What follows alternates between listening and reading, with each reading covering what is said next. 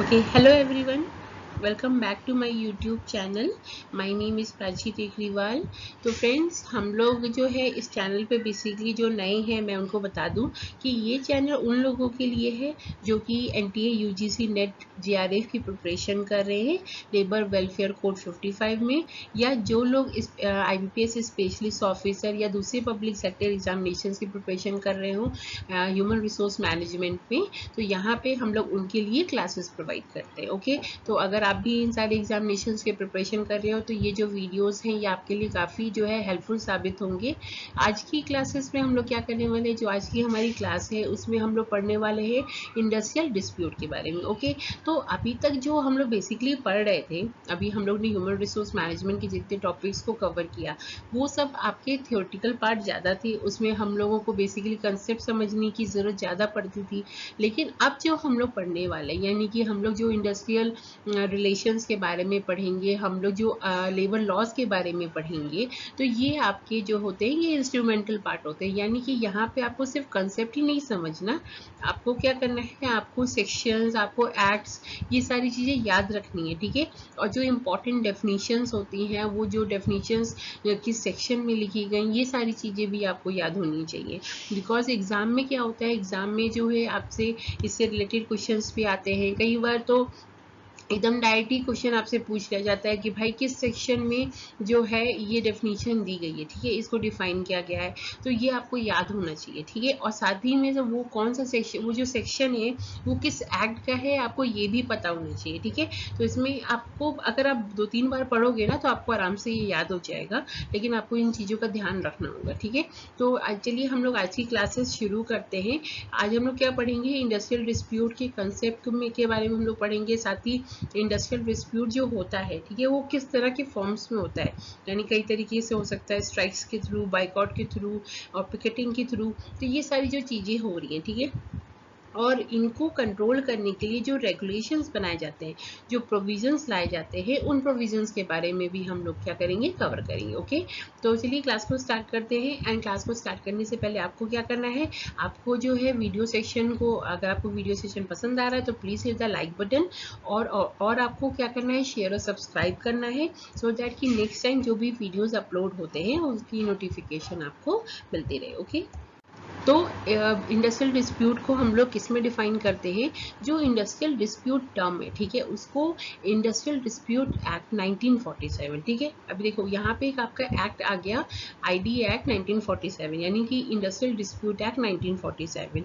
तो आपको अब जो हम लोग पढ़ने वाले हैं ना, आपको इस एक्ट को अपने ध्यान में रखना है। ठीक है, तो इंडस्ट्रियल डिस्प्यूट एक्ट 1947 बेसिकली इसके बारे में हम लोग आगे की क्लासेस में डीप में पढ़ने वाले हैं, लेकिन मैं आपको एक ओवरव्यू दे देती हूँ। ओके, तो इंडस्ट्रियल डिस्प्यूट एक्ट जो है 1947 में जब इंट्रोड्यूस हुआ, तो बेसिकली इसका एम क्या था, भाई जो कि कोई ऑर्गेनाइजेशन है जहाँ पे भी जो प्रॉब्लम्स होती है ना, ठीक है, उनको कंट्रोल करने के लिए, ठीक है, और किसी भी तरीके का जो इलीगल काम होने लग जाता है, जैसे कि स्ट्राइक्स होने लग जाते हैं, प्रोटेस्ट होने लग जाता है, तो इन चीज़ों को रेगुलेट करने के लिए, कंट्रोल करने के लिए बेसिकली क्या हुआ, इंडस्ट्रियल डिस्प्यूट एक्ट 1947 जो है वो इंट्रोड्यूस हुआ। ठीक है, और इसी एक्ट में सेक्शन 2K में, ठीक है, अब देखिए यहाँ पे आपके सामने एग्जामिनेशन पॉइंट ऑफ व्यू से एक और क्वेश्चन बन रहा है। तो आपको यहाँ पे क्या याद रखना है कि ID एक्ट 1947, यानी कि इंडस्ट्रियल डिस्प्यूट एक्ट 1947 के सेक्शन 2K में, ठीक है, 2K में इंडस्ट्रियल डिस्प्यूट को डिफाइन किया गया। ठीक है,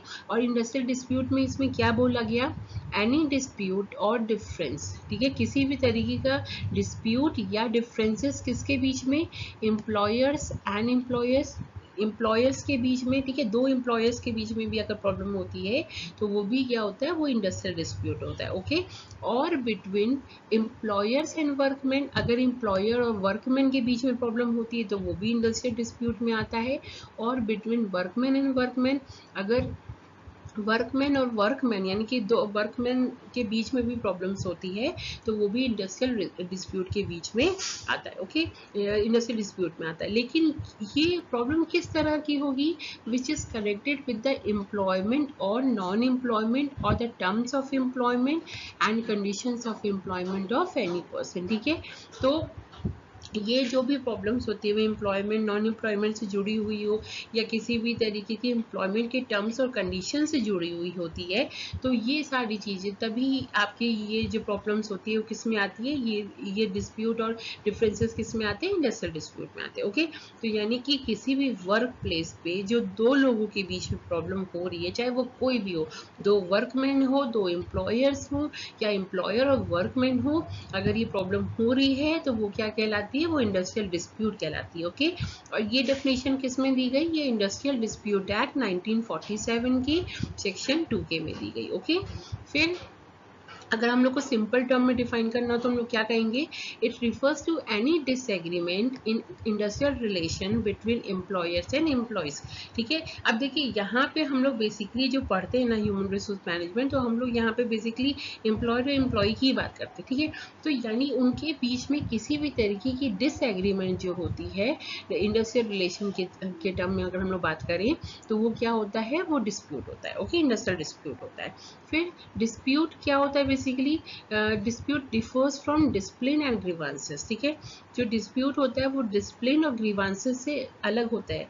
आपको याद हो हम लोग ने पहली क्लासेस में ये सारी चीजें कवर की हैं, डिसिप्लिन और ग्रीवांसेस के बारे में पढ़ा था। ठीक है, while discipline and grievances focus on individual, dispute focus on collectivity of individuals. ठीक है, तो जो डिसिप्लिन और ग्रीवांस से होता है, ठीक है, डिसिप्लिन कब होता है, डिसिप्लिन की बात कब होती है, अगर कोई ऑर्गेनाइजेशन के रूल्स और रेगुलेशंस के अगेंस्ट में जाता है तो वो इनडिसिप्लिन कहलाता है। ठीक है, ग्रीवांसेस कब होता है, जब इंडिविजुअल यानी कोई एम्प्लॉय किसी फैसले से, किसी पॉलिसी की वजह से या किसी ऑर्गेनाइजेशन के डिसीजन की वजह से परेशान होता है, उसके अगेंस्ट में होता है, तो वो ग्रीवांसेस होता है। ठीक है, तो इन दोनों ही केस में क्या हुआ, इंडिविजुअल्स की बातें की गई। लेकिन जो डिस्प्यूट होता है, डिस्प्यूट में हमेशा एक से ज़्यादा इंडिविजुअल्स होते हैं। ठीक है, जहाँ क्लैशेस होगा तो क्लैशेस दो लोगों के बीच में ही तो होगा। तो यहाँ पे डिस्प्यूट इसीलिए डिसिप्लिन और ग्रीवांसेस से अलग है, क्योंकि डिस्प्यूट में कई सारे इंडिविजुअल्स की बातें हो रही है, लेकिन डिसिप्लिन और ग्रीवांसेस किसी पर्टिकुलर इंडिविजुअल से जुड़ा हुआ होता है। ओके, तो ये आपका कंसेप्ट था बेसिकली इंडस्ट्रियल डिस्प्यूट का। अब हम लोग बात करते हैं टाइप्स की। ठीक है, तो इंडस्ट्रियल डिस्प्यूट को यहाँ पे देखिए हम लोग दो पार्ट में बेसिकली बांटे। ठीक है, तो यहाँ पे आपका जो पहला है वो होता है इंटरेस्ट डिस्प्यूट। ठीक है, फिर दूसरा आपका जो होता है वो है ग्रीवांसेस और राइट डिस्प्यूट। ठीक है, अब इंटरेस्ट डिस्प्यूट की जब हम लोग बात करें तो अब देखिए जो भी डिस्प्यूट किसी भी तरीके के इंटरेस्ट से जुड़े हुए होते हैं वो क्या होते हैं, वो इंटरेस्ट डिस्प्यूट होते हैं। ठीक है, और ये इंटरेस्ट क्या होता है, बेसिकली अगर हम लोग वर्कमैन के बारे में बात कर रहे हैं तो जाहिर सी बात है उसका वर्कमैन का क्या इंटरेस्ट होता है किसी ऑर्गेनाइजेशन में, भाई जो उसको रिवॉर्ड्स मिल रहे हैं वही तो, जो उसको पैसे मिल रहे हैं काम करने के लिए, यही सारी चीज़ें तो होती है। तो यानी समझ लो कि जो भी इकोनॉमिक्स से रिलेटेड जो डिस्प्यूट होती है, प्रॉब्लम्स होती है, वो आपकी इंटरेस्ट डिस्प्यूट में आ जाती है। Okay, this disputes are also called economic disputes, यानी कि आपको देखिए यहाँ पे एक और क्वेश्चन है कि इंटरेस्ट डिस्प्यूट्स को ही इकोनॉमिक डिस्प्यूट्स बोलते हैं। Such type of disputes arise out of terms and conditions of employment, either out of the claims made by the employees और often given by the employers. ठीक है, तो ये बेसिकली जो dispute होता है ये हमेशा एम्प्लॉयमेंट के टर्म्स और कंडीशन से ही अराइज होता है, और इसमें क्लेम कौन करता है, इसमें एम्प्लॉयज क्लेम करते हैं, और इसमें क्या होता है, और offer given by the employees. ठीक है, या तो एम्प्लॉय जैसे कि अगर एम्प्लॉय को लगता है कि जो एम्प्लॉयमेंट के टर्म्स और कंडीशंस है उसको वॉयलेट किया गया, ठीक है, उसके अगेंस्ट में एम्प्लॉयर ने जाके कोई काम किया है, गलत काम किया है कुछ, या जो उसने ऑफर दिया था एम्प्लॉयर ने उसको फुलफिल नहीं किया, तो ही ये इंटरेस्ट डिस्प्यूट यानी कि इकोनॉमिक डिस्प्यूट क्या होते हैं, अराइज होते हैं। ओके, सच डिमांड्स और offers are generally made with a view to arrive at a collective agreement. ठीक है, इसमें क्या होता है, इसमें कि किसी भी तरीके का डिमांड या ऑफर क्या होता है, ये मतलब ये दिया जाता है। ठीक है, और with a view to arrive at a collective agreement, और यहाँ पे एक कलेक्टिव एग्रीमेंट पे क्या कहा जाता है, पहुंचा जाता है। ठीक है, यानी इसको सेटल करने के लिए इसको क्या करते हैं, पहले जो डिमांड और जो ऑफर्स होते हैं, ठीक है, उसको फुलफिल करने की कोशिश करता है एम्प्लॉयर, और क्या करते हैं, एक कलेक्टिव एग्रीमेंट पे पहुंचने की कोशिश करता है। Okay, examples of interest disputes are lay off हो सकता है, claims for wages and bonus हो सकते हैं, जॉब सिक्योरिटी होती है, फ्रिंज बेनिफिट्स हो सकते हैं, इसी तरह की चीज़ें होती है। ठीक है, अब देखो, अब सिंपल टर्म में अगर हम लोग बात करें तो अब सपोज कीजिए कि कोई प्रॉब्लम हुई और एम्प्लॉयर ने डिसाइड किया कि वो ले ऑफ करेगा, ठीक है, यानी कि लोगों को नौकरी से एक बार है क्या करना पड़ता है, छोड़ना पड़ता है, ठीक है, तो किसी भी प्रॉब्लम के कारण कोई भी ऑर्गेनाइजेशन कोई प्रॉब्लम फेस कर रही है। तो अब यहाँ पे क्या हुआ कि एम्प्लॉयर भाई अपने जो उसने कमिटमेंट की थी एम्प्लॉय से, कहीं ना कहीं उसे अगेंस्ट में किया, यानी कि वो जॉब उससे छीन रहा है। तो वो कमिटमेंट जो उसने की, वो जो उसके अगेंस्ट में गया, तो उसको पूरा करने के लिए, यानी कि उसको सॉल्व करने के लिए वो क्या करेगा, एक कलेक्टिव एग्रीमेंट पे पहुंचने की कोशिश करेगा। यानी कि वो एम्प्लॉय को ये कह सकता है भाई मैं तुमको दूसरी नौकरी दिलवा दूंगा, या तुम तब तक 50% 75% जो भी आपका रेगुलेशंस में तय किया गया है उतना आपको वेजेस जो है वो प्रोवाइड किया जाएगा जब तक आपको दूसरी नौकरी नहीं मिल जाती। ओके, तो ये जो सारी चीज़ें देखिए यहाँ पे क्या क्या यहाँ पे क्या हुआ कि यहाँ पे कलेक्टिव एग्रीमेंट के थ्रू उसको सेटल डाउन करने की कोशिश की गई, ठीक है। और क्योंकि ये इकोनॉमिक्स से जुड़ा हुआ था, भाई किसी की नौकरी जाएगी तो उसको पैसे नहीं मिलेंगे, तो यहाँ पे ये इसलिए क्या हुआ, ये इंटरेस्ट डिस्प्यूट हुआ। इसी तरह से जो आपके क्लेम्स होते हैं वेजेस और बोनस के, जॉब सिक्योरिटी होती है, फ्रिंज बेनिफिट्स होते हैं, ये भी एम्प्लॉय के बेनिफिट्स से, इंटरेस्ट से और इकोनॉमिक से जुड़े हुए होते हैं, इसलिए इनको इकोनॉमिक डिस्प्यूट बोला जाता है। ओके, फिर आपका आता है ग्रीवांसेस और राइट डिस्प्यूट, ठीक है। ग्रीवांसेस और राइट डिस्प्यूट कि अगर भाई किसी एम्प्लॉय को ये लगता है कि उसको जो है उसका हक नहीं दिया गया, ठीक है, तो वहाँ पे क्या होगा, तो वहाँ पे इस तरह की प्रॉब्लम्स बेसिकली आती है, ठीक है। इट अराइजेस ऑफ एप्लीकेशन और इंटरप्रिटेशन ऑफ एग्जिस्टिंग एग्रीमेंट और contract between the employees and the management. They relate either to individual worker और group of workers in the same group. That's way in some countries such disputes are called individual dispute, ठीक है। इसीलिए ये क्या कहलाते हैं, ये इसको इंडिविजुअल डिस्प्यूट भी बोला जाता है, ठीक है। ये किसी भी ग्रीवांसेस या राइट्स के अगर ऐसा होता है कि एम्प्लॉय को फील हो रहा है कि कॉन्ट्रैक्ट और जो एग्रीमेंट था, ठीक है, उसको वो मिस इंटरप्रेट कर लेते हैं या उसके अगेंस्ट में उनको लगता है कि एम्प्लॉयर ने काम किया, तो वो यहाँ पे भी ये प्रॉब्लम अराइज होती है, ठीक है। अब ये किससे रिलेटेड हो सकती है, ये payment of wages and other fringe benefit से रिलेटेड होती है, वर्किंग टाइम से हो सकती है, ओवर टाइम से हो सकती है, सीनियरिटी के कारण हो सकती है, promotion, demotion, dismissal, discipline, transfer, इन सारी प्रॉब्लम्स को लेकर के हो सकती है, ठीक है। अगर एम्प्लॉय को लगता है कि भाई उसको प्रमोशन मिलना चाहिए, ठीक है, ठीक है, लेकिन उसको नहीं मिला, या उसको ऐसा लगता है कि वो सीनियर है तो उसको ये बेनिफिट मिलना चाहिए तो उसको वो नहीं मिला, उसको गलत चीज़ के लिए उसको डिमोट कर दिया गया या डिसमिस कर दिया गया, तो यहाँ पे क्या हुआ, यहाँ पे इंडस्ट्रियल डिस्प्यूट अराइज होगा। लेकिन ये इंडस्ट्रियल डिस्प्यूट बेसिकली किस में आएगा, ग्रीवांसेस और राइट डिस्प्यूट में। ओके, तो ये आपके दो डिस्प्यूट है बेसिकली, जो कि आपके एम्प्लॉयज और उन सबके इंटरेस्ट से जुड़ा हुआ होता है, जैसे ले ऑफ हो गया, फ्रिंज बेनिफिट्स हो गया, इकोनॉमिक से जुड़ा हुआ होता है, वो इंटरेस्ट या इकोनॉमिक डिस्प्यूट कहलाता है। और जो वर्कर के राइट या ग्रीवांसेस से जुड़ा हुआ होता है, तो वो क्या होता है, वो ग्रीवांसेस और राइट डिस्प्यूट कहलाता है। ओके, ओके, अब हम लोग देखते हैं कि बेसिकली क्या प्रिंसिपल्स होते हैं इंडस्ट्रियल डिस्प्यूट के, कि अगर एक इंडस्ट्रियल डिस्प्यूट है तो उसके मूल सिद्धांत क्या होंगे, ठीक है। तो इसमें हम लोग सबसे पहले देखेंगे the dispute must affect a large number of workman who have a community of interest and the rights of these workman must affected as a class, ठीक है। यानी कि जो डिस्प्यूट हो रहा है, ठीक है, ये हमेशा कैसे ज़्यादा से ज़्यादा वर्कमैन को इफेक्ट करना चाहिए। अगर वर्कमैन को ये लगता है कि भाई ये जो प्रॉब्लम हुई है ये सिर्फ हमारे एक वर्कर के साथ नहीं हुई है, बल्कि ये हमारे पूरे क्लास पे ही एक अटैक हुआ है, एक प्रॉब्लम क्रिएट की गई है, ठीक है, और वो जब उसके अगेंस्ट में आवाज उठाते हैं, उनके ऊपर असर आता है, तो वो क्या चीज होता है, वो इंडस्ट्रियल डिस्प्यूट होता है, ठीक है। फिर the dispute must be taken up either by the industry union और by a substantial number of workman, ठीक है। और ये जो डिस्प्यूट है ये कौन उठाएगा, ये या तो इंडस्ट्री की जो यूनियन है वो उठाएगी, या तो ज़्यादा से ज़्यादा एक सफिशिएंट अमाउंट पे वर्कमैन इसको उठाएंगे, ठीक है। सपोज कीजिए कि किसी वर्कमैन को गलत तरीके से नौकरी से निकाल दिया गया, लेकिन उसको नहीं निकालना चाहिए था, ठीक है, यहाँ पे मैनेजमेंट की गलती हुई, और एम्प्लॉयज़ को लगा कि ठीक है उसके साथ गलत हुआ, ये चीज़ हमारे साथ भी हो सकता है, ठीक है, उसको ये बोनस हमें मिलना चाहिए था इस बार का, वो हमें नहीं मिला।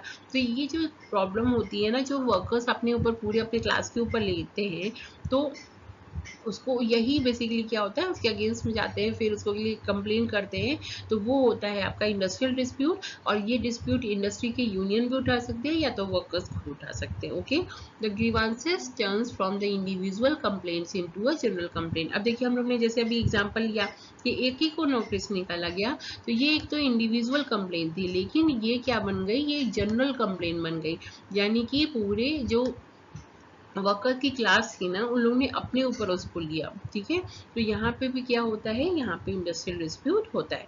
There must be some nexus between the union and the dispute. जो यूनियन है और जो डिस्प्यूट हो रहा है, उनके बीच में एक एग्रीमेंट होना चाहिए। ठीक है ना, यानी कि भाई यूनियन ये तय करके रखती है कि ठीक है, अगर यहाँ पे एक प्रॉब्लम आती है और यहाँ पे वॉइस रेज की जाएगी, तो सारे लोग इकट्ठा मिल करके जो क्या करेंगे, उसको रेज करेंगे। ठीक है, यानी पूरे यूनियन क्या करेगा, उसको सपोर्ट करेगा मिल करके। ऐसा नहीं है कि कुछ अगेंस्ट पे जाएंगे फिर दूसरा कुछ और करेगा। भाई वो मूल सिद्धांत होते हैं, उनको इकट्ठे होकर के उस चीज के अगेंस्ट में जाना ही है। ठीक है, अब देखिए अभी हम लोग ने बात की थी, ठीक है, सेक्शन 2 के, जिसके में हम लोग ने पढ़ा था इंडस्ट्रियल डिस्प्यूट को डिफाइन किया गया था।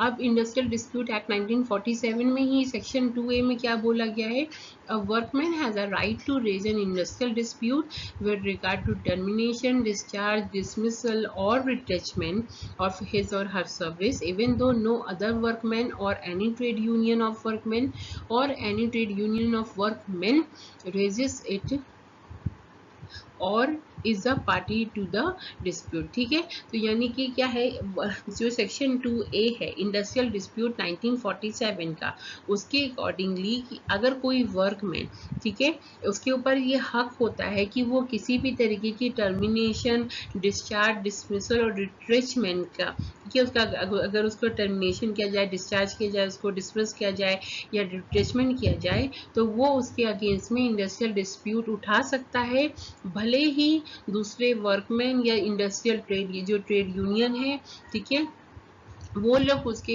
अगेंस्ट में आवाज उठाएं या ना उठाए। ठीक है, वो उसके पास हक है कि वो उसके अगेंस्ट में आवाज उठा सकता है। ठीक है, ये किस में दिया गया, ये सेक्शन 2A में दिया गया, इंडस्ट्रियल डिस्प्यूट एक्ट 1947 की। ओके, तो आज के लिए बस इतना ही। वेल फ्रेंड्स, अभी जो है आई होप कि आपको जो क्लास में आज ने आपने पढ़ा वो आपको अच्छे से समझ में आया होगा कि इंडस्ट्रियल डिस्प्यूट बेसिकली हम लोग पढ़ चुके हैं कि क्या होता है। साथ में हम लोग ने देखा कि भाई इंडस्ट्रियल डिस्प्यूट को ये सिद्धांत क्या क्या चीजें हैं, ये सारी चीजें हम लोग ने देखी। देखिए अभी हम लोग आगे पढ़ेंगे उसके फॉर्म्स के बारे में कि किस तरह से इंडस्ट्रियल डिस्प्यूट को डिवाइड किया गया है। ठीक है, हम लोग ने ऑलरेडी उसके टाइप्स के बारे में पढ़ लिया, अब हम लोग उसके फॉर्म के बारे में पढ़ेंगे। तो और तो आपको क्या करना है, जब भी आपकी नेक्स्ट क्लास अपलोड होती है तो आपको क्लास को देखना है, सो दैट कि आपकी एग्जाम्स के लिए प्रिपरेशन अच्छे से हो सके। ठीक है, और आपको आज की क्लास कैसी लगी या आप मुझे कमेंट सेक्शन में लिख के प्लीज़ बताना, और वीडियो सेशन अच्छा लगा तो please hit the like button. और इसके अलावा क्या करना है, as usual like, share and subscribe the channel, so that कि नेक्स्ट वीडियो जब भी अपलोड हो तो आपको उसकी नोटिफिकेशन मिलते रहे, और अपने फीडबैक ज़रूर से शेयर करना। ओके, तो मिलते हैं नेक्स्ट क्लास में, तब तक के लिए thank you so much guys, thank you for watching, bye bye, take care, stay home, stay safe.